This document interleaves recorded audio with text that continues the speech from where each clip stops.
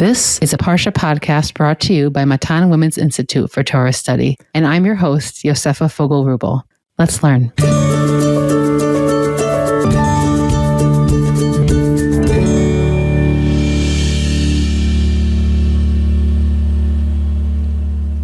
Welcome to the final episode of our Bamidbar series, where we have been exploring different types of leadership in the book of Bamidbar and in our lives. This week's episode has been sponsored by Shuli Rakoff in observance of the yahrzeit for her mother, Hudel Ruchama Bat Avram Shlomo and Eta Malka, on the 25th of Tammuz. Be the first to grab a Devarim episode for sponsorship. You can be in touch with me at podcast@matan.org.il or with the Matan office to sponsor. It's a great way to mark your occasion and help this listening community grow. This week we have a double Parsha. Parshat Matot is comprised of three clear topical sections. First, it opens with the laws of oaths, with particular focus on how they operate differently for women. It then continues with the war against Midian, which is a fulfillment of the commandment to wage this war several chapters earlier in chapter 25. From this war, we ultimately learn many laws concerning vessel purity and impurity, as well as the Torah's approach to spoils of war. This section will be the anchor of today's conversation. The third and final section of the Parsha focuses on the request of Reuven and Gad to settle in the Transjordan. They conduct a tense dialogue with Moshe, which reflects their deep desire for material plethora, as well as an understanding of the importance of fighting alongside the rest of the nation as they conquer Israel.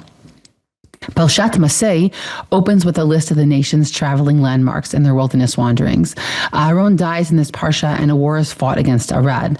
The latter section of the Parsha details laws pertaining to entry and conquest of Israel, such as the commandment to inhabit the land, the borders of Canaan, another commandment to create Levitic cities and cities of refuge, and concludes with the legal application of Tzlofchad's daughter's inheritance. Their relatives, along with Moshe, decide that it's best that they marry within their family so that their land portion isn't lost by marrying members of another family or tribe.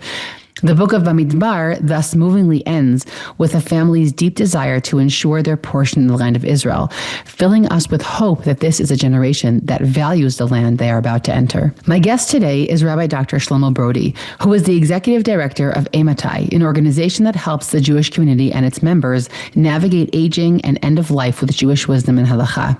He is the Jewish Law Live columnist for the Jerusalem Post. He previously served as the founding director of the Tikva Overseas Student Institute and co-dean of the Tikva Online Academy, a senior instructor at Yeshivat HaKotel, as well as a junior research fellow at the Israel Democracy Institute. Rabbi Brody's career has focused on making Jewish texts accessible to broader audiences while applying them to contemporary social and ethical dilemmas. His first book, A Guide to the Complex, Contemporary Halachic Debates, published by Magid, received a National Book Award. His second book, Ethics of Our Fighters, A Jewish View on War and Morality, was published by Magid in 2023 and is the topic of our conversation today. The book is forthcoming this month in Hebrew. Rabbi Dr. Shlomo Brody, it's a pleasure to have you back on the podcast. Great to be here. You were here years ago. I remember we spoke about Parshat Kitisa and the Yud Gimel Midot. So I'm happy to have you on for a topic that is clearly close to something that you have been thinking about for many, many years. And I kind of wanted to bring us into this conversation. We're going to eventually talk about the war against Midian along sort of the against the backdrop of other complex biblical texts and what they have to say regarding morality of war. But if you could just bring us first into a little bit about your book, sort of even how you got to the topic, although that I think is probably sort of more natural, but tell us a little bit about the book and how you went about trying to create a first really effort in, definitely in English, and I think probably more than that, into try to create some sort of value system for how we can come to decisions regarding situations of fighting and war within the Jewish world. Yeah, I mean, we've been discussing and debating these issues really for the last 100 plus years in the Jewish community, in the Jewish world, which we hadn't discussed for many centuries because Jews didn't have to deal with the dilemmas of military ethics when we didn't have power. And so when we got back to the land of Israel and ultimately the state of Israel, this dilemma became very real. And the question became is, does Judaism actually have something to say about this? And if we do, what do we have to say on it? And, if I compare it to like my day job when I deal with medical ethics and end of life care, so there we have precedent. I mean, people died in the 16th century and 13th century, and we had to delve into those questions about what you're required to do, not required to do. And the dilemma we have there is how do you take texts that relate to similar situations and apply them to very different contexts that we have today with modern technology and medicine. But when it comes to military ethics, we've been talking about these issues a lot, but really needed a fundamental analysis of where do these values come from? And so that was in many ways the inspiration for the book, is to say, okay, can we really systematically present something that can help us think about the dilemmas of today and also about the classical text of our past? Yeah. And so how do you go about doing that? As you said, we have the biblical text, which has, a whole, many texts, I would say, even regarding these kind of situations. And then it skips, 1,000, 1,500, more than that years. And then in the past 100 years or a little more than 100 years, we have sort of more sources. And, maybe someone is familiar with like the writings of Rav Shlomo Goren, but even in those writings, there's not something systematic. We don't have even some sort of methodology of psak regarding these matters. So how do you go about trying to figure out what kind of source material is supposed to be authoritative? So first of all, we should know that some contemporary figures just felt like we don't. Meaning the Rav Aviner, very important posek in Yerushalayim, brings down the name of his teacher of Tzvi Yehuda Kook. We don't have military ethics of how we fight within war. And Rabbi Shaul Yisraeli, another important figure, hopefully we'll get to him later on today as well, sort of said that we follow international norms under the principle of Dina da Malchut Dina, the law of the land is a law, and it applies to international law. So you could say there isn't actually a whole lot we have, and that's okay. Rav Goren, in many ways, is my inspiration for saying that, no, we have to delve into what we do have. We have a lot of psukim and stories from Tanakh. We have a number of statements from Chazal which are relevant. They might have been applicable in their times, but they're relevant. Just as we also have medieval commentators or psakim of the Rambam, for example, who also relate to these issues. And all of these are legitimate sources for calling together Jewish wisdom. I think that I'm stressing here Jewish wisdom and Jewish ethics as opposed to, say, Jewish law, because it's not necessarily that we always have some bona fide psak halacha. We don't have a Masorah, we don't have a tradition of bona fide rulings on these issues as we do in other areas. But we do have a lot of Jewish wisdom. And part of the claim of my book is that we can cull these sources for many moral principles. And gathering from those moral principles, we can say, okay, well, how do we apply those principles in the contemporary dilemmas and situations that we have today? I think Rav Goren, in many ways, was someone who tried to do that and succeeded to a certain extent. And I certainly feel like I'm following in his footsteps amongst many other giants. So there's a list you have, which I really appreciated. It's on page 108 and 109 in your book. And you sort of call together a list of all different values that one sort of has to hold in both of their hands when trying to deal with these questions. And I just want to read the bullet point of what they are. You have dignity of mankind, inherent wrong of illicit bloodshed, individual responsibility, vision of world peace, warfare and pursuit of justice, warfare by its nature as a collective affair, national partiality, bravery and courage, and national honor. I mean, these are really, really broad concepts and their values, and it brings you to what you call, in your words in the book, a Jewish multi-value framework. So I'm just curious, I know that for this, we're going to really encourage our audience to read the book.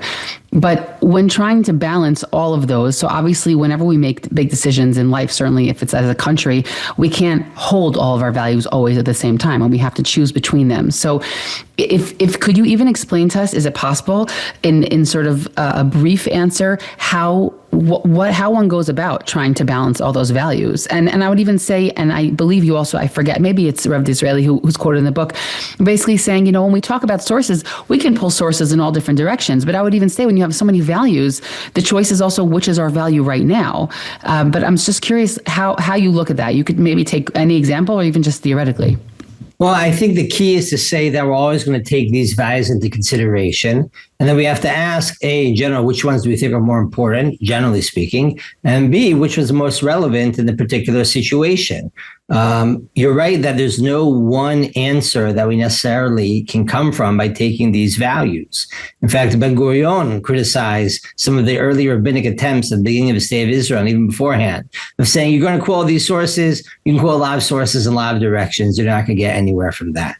And I think it's an interesting critique, but I think the response is that no, we have to keep in mind these values, which are true Jewish values, and then ask ourselves in different scenarios, which ones do we think are more relevant or more pertinent or more appropriate in this context? And reasonable people aren't always going to agree on this. Yeah. By how to apply that, and that's fine. But what makes something a very Jewish argument is to say, okay, I'm taking into consideration multiple values. I understand that there are multiple factors to take into consideration, and I want to explain to you why this value is more important or takes more precedent in our situation. Of course, keeping in mind that when possible, we should try to keep in mind the other values as well. So I think the most obvious example of this is, of course, we believe in protecting our own people. This is a moral obligation. National partiality is a moral obligation that we have to our others, to our fellow citizens, to our fellow people of our religion, wherever it might be in a different context. But that doesn't mean we should forget about the dignity of all humans, and that all humans are created in the image of God, which means when you're fighting war, you try to minimize casualties, particularly bloodshed in general, but particularly of the non-combatants who aren't targeting you. And that's not always possible, but at least it's something we should keep in mind. Balancing that is very important.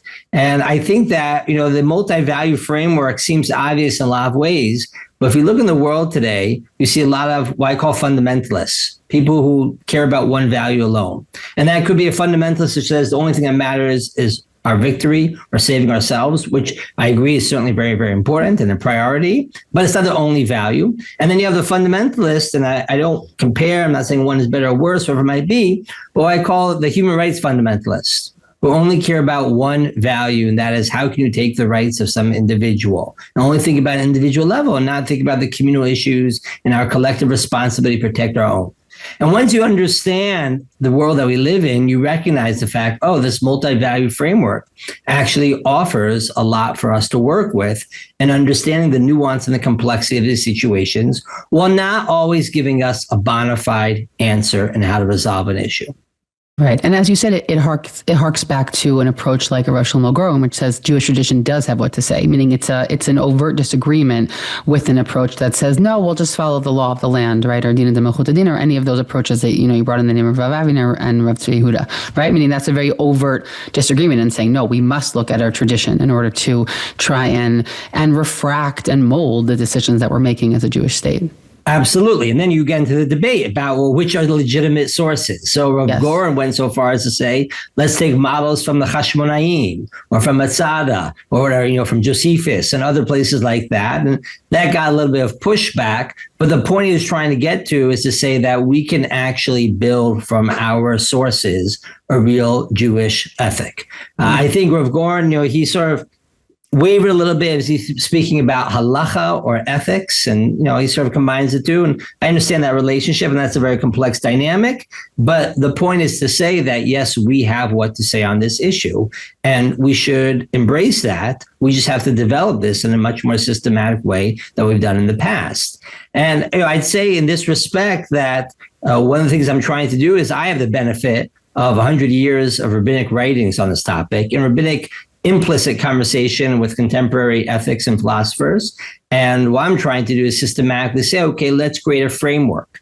And the value of the framework is that we can at least talk to each other in shared values and shared voices and shared language, so that even if we don't agree with each other, we can at least understand each other's perspective, which would help us in a lot of ways today. Okay, I want to circle back to the book and some of the claims in the book, but if it's okay with you, I want to pull this back for a moment to the biblical setting, which is obviously the setting over which we're speaking today. In our Parsha, we have one of the many passages of warfare in the Torah, in Tanakh, and there are quite a number of books that are written on the topic of warfare in Tanakh, and even questions of morality in those sources. But there are some sources and stories about warfare that brush up more against modern sensibilities than others. And a lot of it is going to be because of, let's say, the values on that list that I read off that maybe don't necessarily feel as kept or as sort of sanctified in the way that we might have thought. Again, I'm emphasizing here brushing up against modern moral sensibilities, which could be pulling us in many different directions. So just by way of example, we have here a war with Midian, that first of all is defined as a war of revenge, which at first glance is already something that sort of catches our attention. And it says in the Pasuk, in Perek Lamed Aleph, in chapter 31 in Parshat Matot, Nikom nikmat b'nei Yisrael me'et hamidyanim achar te'asef et amecha. Right? It opens up and God tells Moshe, now is a time for you to mete out justice, essentially. But again, a double emphasis on taking revenge. And they wage this war against Midian. There's an emphasis that miraculously nobody dies on the side of Israel. And they are meant to kill everybody, including women and children on the side of Midian, and except the women who essentially could be married, the virgin women, afterward. And the longest detail in this whole episode is actually the detail of the spoils of war. Now, there's a lot that's derived from here, and we said also the halachot about how we deal with kelim, the halachot bichlal of the need of immerse kelim comes from this parsha. But there's a tremendous emphasis also on the spoils of war, and it's something that feels much more than what the need was in terms of, let's say, making a statement against the people of Midian for what was done against us. And again, I'm not even saying that I agree with how I'm presenting it. I'm just saying how it might feel if somebody is reading this sort of with open eyes. And this question also becomes, we could just talk a little bit about how different thinkers in the past have sort of waged with these kinds of texts. Again, let's even talk. A classic one is going to be Amalek, of the need to obliterate Amalek. And in your book, you have I think a really wonderful way of sort of summarizing the way many sources up until modernity actually dealt with it. So I wonder if you could just take us into that, to kind of like the different approaches to how do we deal with, again, this is just one example, specifically in the case of war. There are so many other examples of text in Tanakh that we have to sort of figure out what to do with, and when they sort of rub up against some of our modern sensibilities. Here we're just speaking about in the context of war. So maybe take us into that a little bit, the different kind of approaches that are taken to how to look at some of these texts that, again, there's no problem with waging wars. We're not talking about that, but wars that feel like they maybe go beyond the basic need to get rid of a threat and also to deal with the people around us. Yeah, I think that what rubs us here is the indiscriminate killing. And it's not just indiscriminate, but in the case of Midian, we had a situation where we stopped the killing, and Moshe says, why did you stop there? Yeah. You should have killed more people. And those aren't threats anymore, certainly at that point, or seemingly not threats. And I think that that's what rubs people the wrong way. And I think, we have to, as you said, take a look at different approaches. I mean, one approach is to justify, based on our moral values, why certain things are necessary. And you see this with Amalek, you can see this with other examples as well, where we make an argument frequently to say why in this circumstance it was appropriate, it was right, not just because we had a divine command, which of course is hovering over all biblical stories, but also the idea of saying that this is justified for some form of moral rationale. So it could be that we'd explain, in this circumstance on Amalek, that the fear is that, not just a fear, but that the belief is that people here are going to commit the sins again against us, or going to cause us to have some form of issues, and therefore they continue to represent the threat, even though that isn't seem to be applicable in our situation. And the reason why that seems problematic, and it's a struggle for a lot of commentators, is because it's not just modern sensibilities. I think this is an important thing to stress.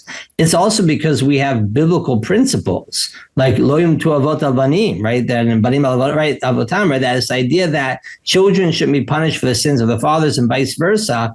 And so it's not just a matter of modern sensibilities. It's like, well, why do we have intergenerational punishment? In the case of Midian, there's certainly an understanding of saying that this is something that, as we say in Hebrew, magia lehem, they deserve it.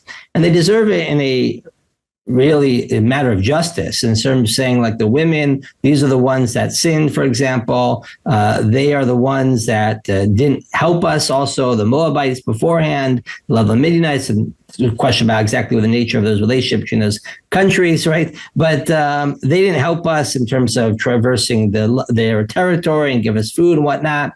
These are people that deserve something. And certainly that is a method that you see in a lot of different passages. And I think that's a important method to utilize. But there's also other types of methods, I think, that particularly get invoked. And Rabbi Jonathan Sachs, that's out in his book on morality. So he tries to deal with what he calls a chapter called hard text. And one of the ways he tries to do this is to explain how interpretation, the idea of perushim, can restrict the application of certain biblical stories to very narrow circumstances. In halachic terms or Talmudic terms, we call this even ukimta, right? We sort of place into a certain circumstance, say it only applies in these cases. And there have been a number of different ways. I think it's really fascinating to see that Midian is now understood to be a paradigm for anything. And it's very interesting to see in the 20th century and more recent times, you see figures like Rav Tzvi Yehuda Kook and Rav Victor Nebenzahl of the Old City, two figures who are usually associated with the Israeli political right in different ways, were very adamant that Midian is a Horat Shah. It was a decree of the times of exigency was necessary for them, but it's a paradigm for nothing. Really remarkable statement, but which I think comes to teach us the fact that in some ways, with the stroke of the pen, as Rabbi Sachs would put it, you can limit the application of this idea, of this war, to modern times. Yeah, I actually want to use your words that you used in the book. I think they're really helpful, right? You often have that approach of legitimation, like meaning, which often also says, well, as you said, the Midianites deserved it, or the Amalekim were really unethical, right? It sort of creates a legitimization of what we're told to do. There's also an approach in Chazal which says, well, you have to look at different texts together, and we know that you have to offer a certain degree of peace that we learn in Dvarim Kaf, which is a very important parak when it comes to sort of the biblical approach to laws of war, and that kind of softens sometimes, and then sort of look at these wars and say, well, not in the case of Minyan, but in other wars and say, well, they first offered them peace and then they went and did what they had to do because they didn't accept it, which is like another approach to sort of figure out how to deal with these texts. And then also we have the texts that really are like restrictive reinterpretations that you brought, for example, the Rabbi Sachs was quoting, that it kind of becomes almost impossible to apply these in future times. Oh, well, we don't really know who that nation is anymore in the case of Amalek, or this is only about in the Messianic era, only in the Messianic era, or if they accepted the laws of Sheva Mitzvah B'nai Noach, then they could be spared, etc. It's funny, by the way, because that text of Rabbi Sachs, I actually know it from, and I know Rabbi Sachs importantly repeated himself in different places, but the first time he wrote that was actually not in God's name. He writes that, and I know it then because I ended up quoting it in my doctoral work, which ended up dealing a tremendous amount with Levitic violence. So I spent a lot of time on texts that seemed to say that violence was great as long as God said it was fine. And so he writes there for the first time that's the example of what fundamentalism is. Fundamentalism is looking at a text without being refracted through the lens of interpretation that it's been received in its community over time, which is exactly what you're doing. Let's say, for example, in this book of, let's say, we have these values. Let's see how people have lived them out over time. It also conveys a certain emunah, like a real faith in the people themselves, right? And how it's been expressed over time, whether we like the way we dealt with different scenarios or we didn't. But I think that there's also a deep faith that you're putting in the community and different leaders over time. Yeah, you're putting faith also in the ability of the community to balance those different values and those different texts. And I think that's really one of the powers of the model of saying, well, we can't just look at this passage on its own. You have to take in the context of the entire corpus. And one of the sources that I love quoting to people is the first parak of Amos, of the Navi Amos, where he talks about... One of my favorite, by the way, and no one ever uses his name. It's Chaval. It is Chaval. But I used to have a little 7-year-old neighbor named Amos. It's one of my favorites. Okay, anyways, yes.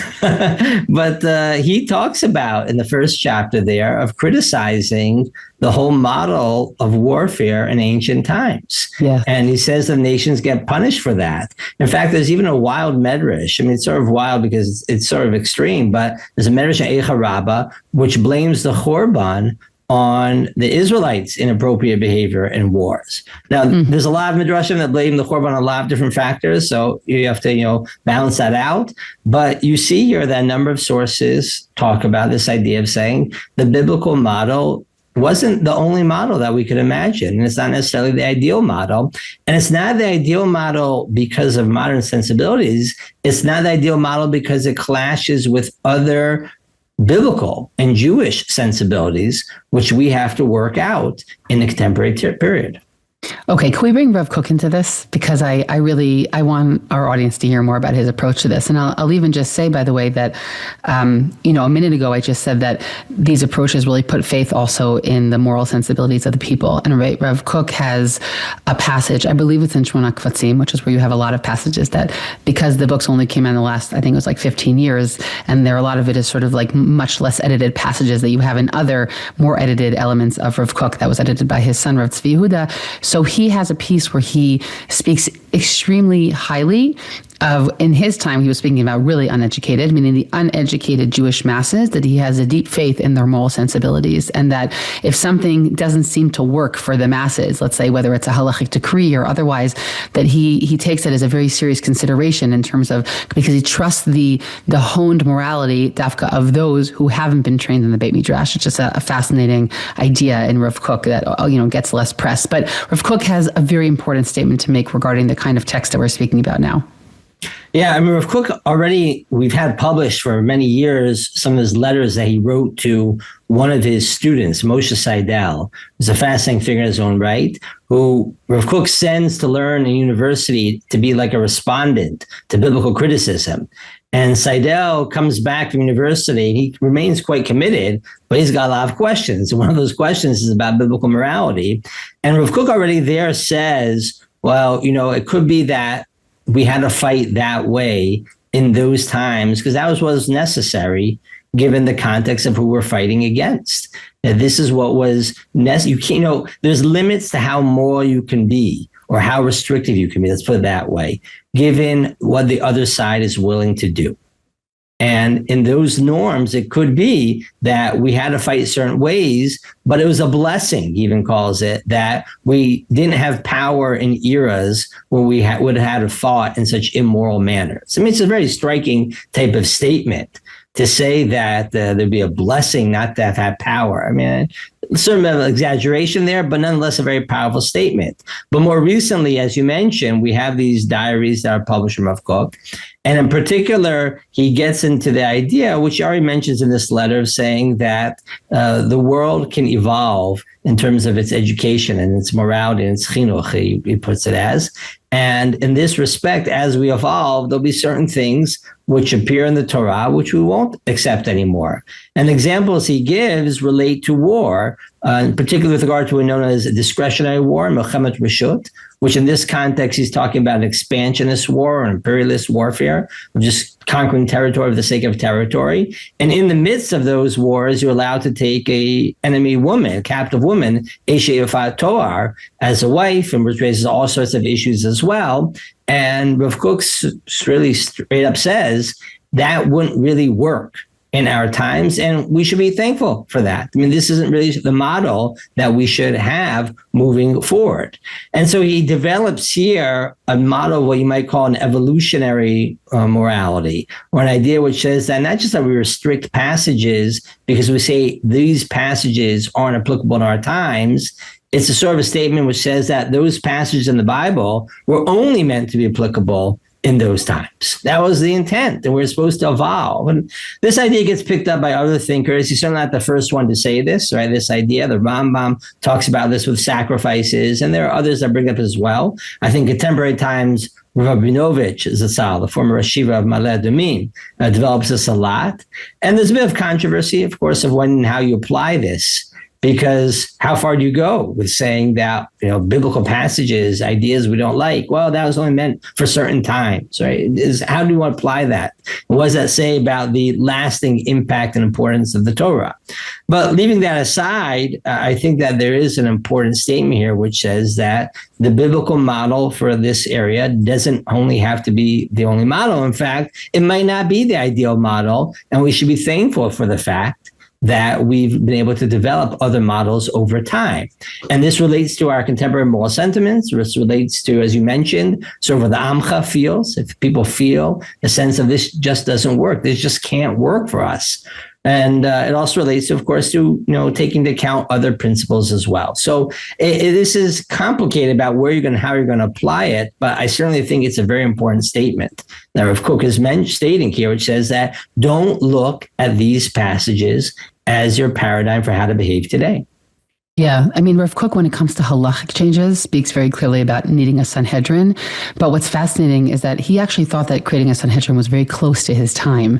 And so while people like to present those texts as being like, oh, well, he sounded revolutionary, but he didn't really mean it so quickly, if you combine it with other texts in Rav Kook, it actually doesn't seem necessarily that he thought that was so far off. But he definitely does condition sort of overt halachic change on having a Sanhedrin. But I will say that this piece in Rav Kook about the evolutionary change, which, yes, as you said, the Rambam speaks similarly about this and regarding the sacrifices, and of course the Ramban deeply dislikes it. I think that for me, I'm just speaking personally, as someone who spends a lot of time within the biblical text and teaching that with others, it's a really, really important, helpful approach that speaks to me very deeply. It opens a really big Pandora's box about the relevancy of Tanakh and Torah specifically.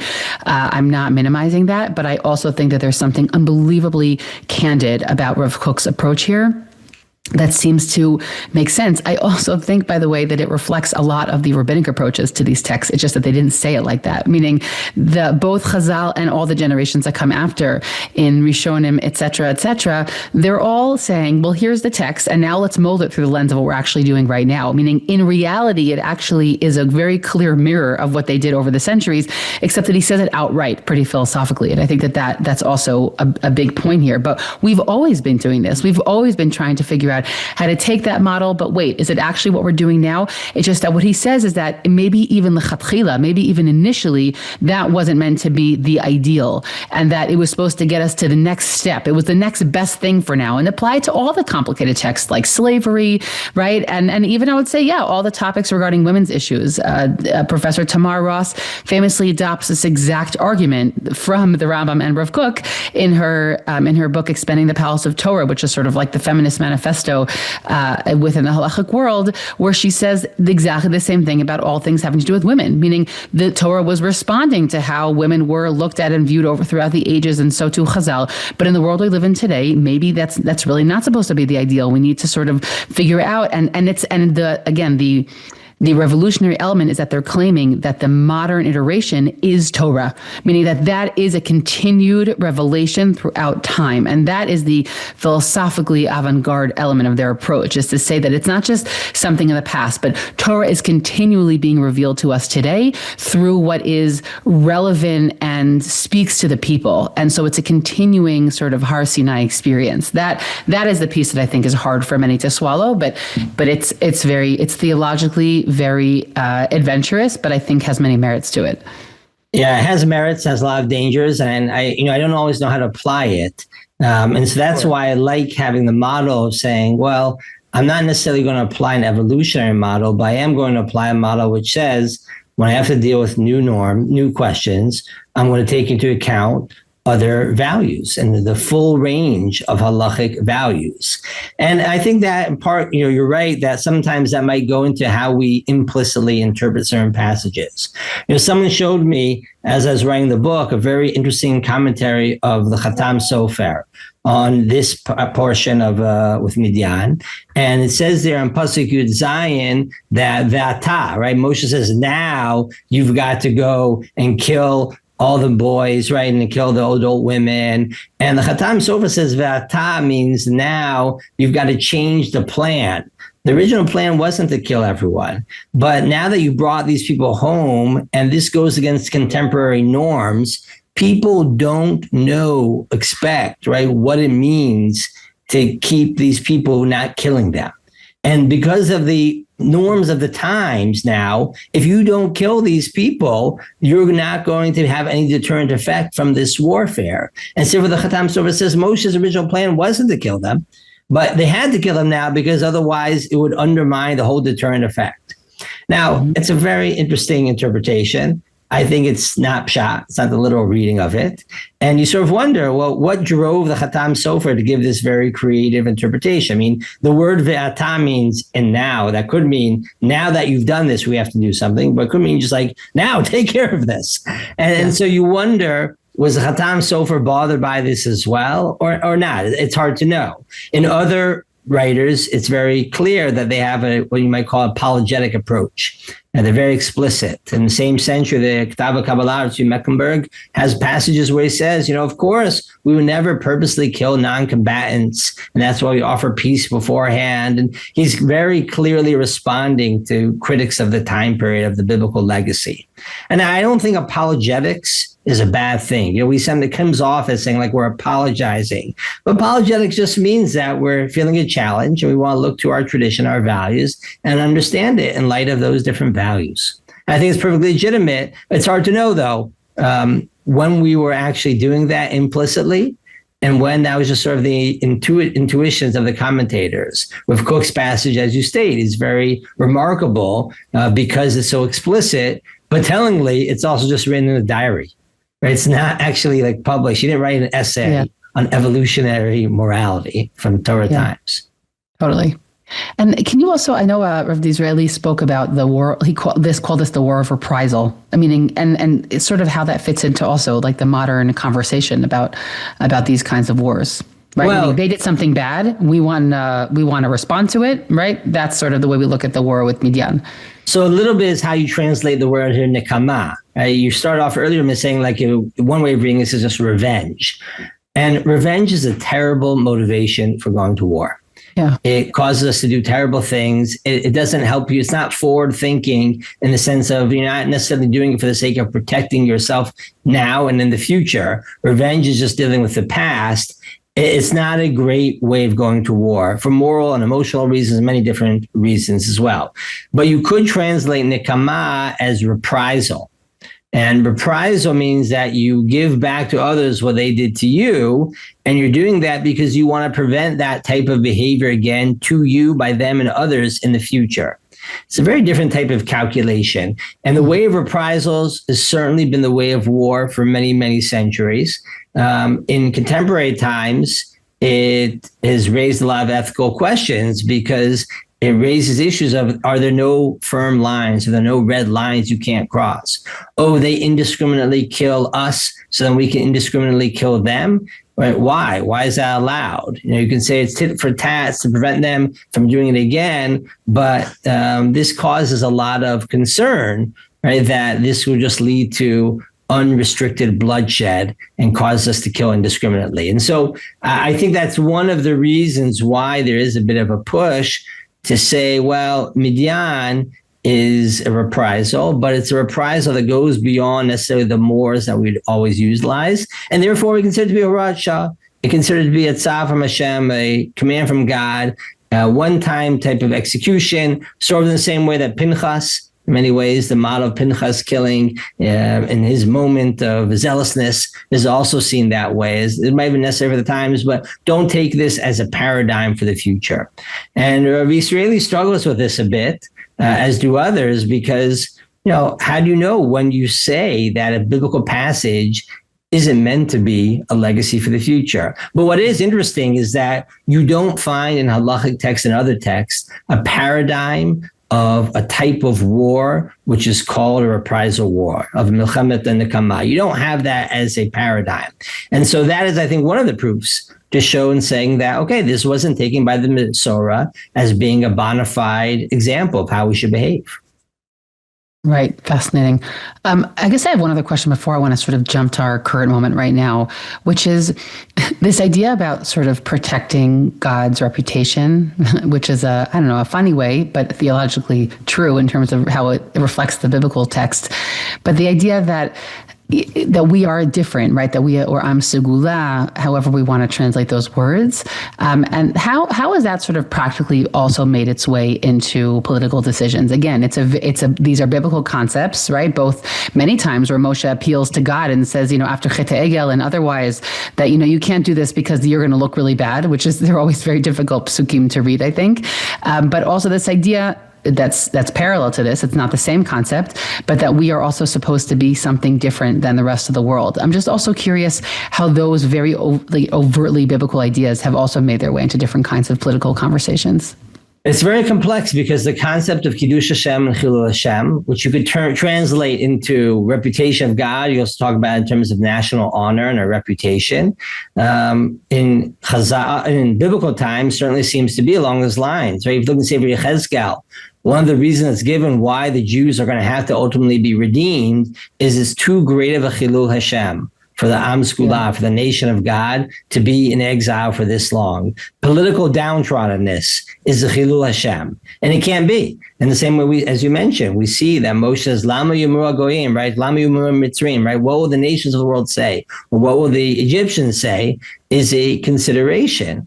We also have a consideration, though, of course, which says that being a reputable people is part of behaving in a moral manner is part of what we're obligated to do. And that's a very important part of what it means to be an Or Lagoyim, means Dam Sula, whatever phrase you want to use. But it gets complicated because you look, let's say, even the contemporary times, I think this is true in other times as well. Just because people are criticizing the Jewish people for behavior, does that mean, therefore, we have to act differently, even if we feel like we acted morally, because people say bad things about Jews? And that raises a lot of issues in general. I mean, sometimes you might say, okay, you're identified as a Jew. I sometimes think about this, someone cuts me off, right? Whether it's getting onto an airplane or on the street, whatever it might be, but I'm a visible Jew wearing a kippah, whatever it is. So you defer to others, right? You push aside, says, you know what? Let them think that we're chilled or we're relaxed or we're moral, we're kind, peaceful, whatever it might be. Even though I was right, they were wrong. But nonetheless, but when it comes to like really serious issues, like life and death issues and protecting your people, so do we care so much what the BBC says or others say, even if we think that it's going to give us a bad rep, gives God's people a bad rep, but we think we're doing something moral and correct? So it's very complicated in both directions about how much to take into consideration. I don't think we can ignore it, but I do think that we have to limit it by other values as well. Okay, I want to as we wrap up our conversation, I'm going to say that again without 7 times. As we begin to wrap up our conversation, I wanted to ask you about, you wrote this book in a world before October 7th, right? Right. If I look at the publishing times. Yes, I wrote it. It came out right at the beginning, right, of the war, if I remember. Right. It was done in the summer of 2023. And you know how things are in Israel. We say, Acharei Chagim, we'll get it out there, right? And you never know which Chag they're talking about, of course. So that's one of the beauties of that expression. But if, ready to go to press after Sukkot. And of course, the war happens, and we got it out quickly afterwards. But yes, it was all written before October 7th. Meaning, it sounds terrible, but it's true. Like the publishing time actually was fortuitous, I think. Fortuitous in certain ways, absolutely. Meaning I think that it could have been an anchor for people who were looking for guidance in such a messy time. I guess I'm curious to ask you on a personal level, if there, and Am Yisrael has been in difficult situations many times before. Obviously, there are many elements of the last 2 years that were just disproportionate to other things we've ever experienced, or certainly in the past many decades. But I was curious if there's anything about what you wrote in the book before all that happened that shifted for you after, in the past 2 years, whether it was a topic that you thought that, that deserves more attention, or something that you felt Dafka, the multi-value approach helped you clarify for others. Like, I'm curious how the book interacted with life that happened at that moment. So I'd say that for me, the book was a tremendous anchor for the ways I could think about this war that we're struggling with and the ethical dilemmas that we've had. And it's been very redeeming for me to have other people tell me something similar, even though they don't necessarily agree with all the ways I applied it then, or how we might disagree about how we'd apply it today. But the idea that we can have multiple values and keep those in mind with our contemporary dilemmas, I think was very, very powerful and very helpful to me. I don't, think that I would necessarily revisit and I thought about this, of course, for the Hebrew version of the book, which is coming out now, about rewrite things or formulate things different ways for a few reasons. One is that it's very hard to evaluate the ethics of a war when you're in the midst of the war. Yeah. I mean, you have to make decisions on the spot, and it's been very redeeming to me. I get pictures from soldiers who have the book with them in Gaza. I mean, Wow. it's pretty wild for me. Like they're reading. I mean, it's funny that they're reading in general, but not always reading, of course. But when they have times to read, they found it very, important for them. And I think it's very powerful. And certainly when you're in the midst, you do your best to try to behave morally and whatnot. But it's hard for us to evaluate wars when we're in the middle of it and we can't know the full picture of how decisions were made and what was known at the time of it. So you have to take a little bit of a little bit of time in order to make passing judgment.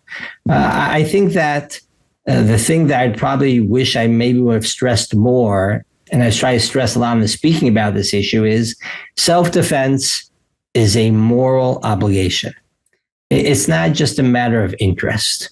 And I think the reason why I would stress that so much is because much of the world sort of pits humanitarian, considerations versus the interest of war, victory, and whatnot, national interest.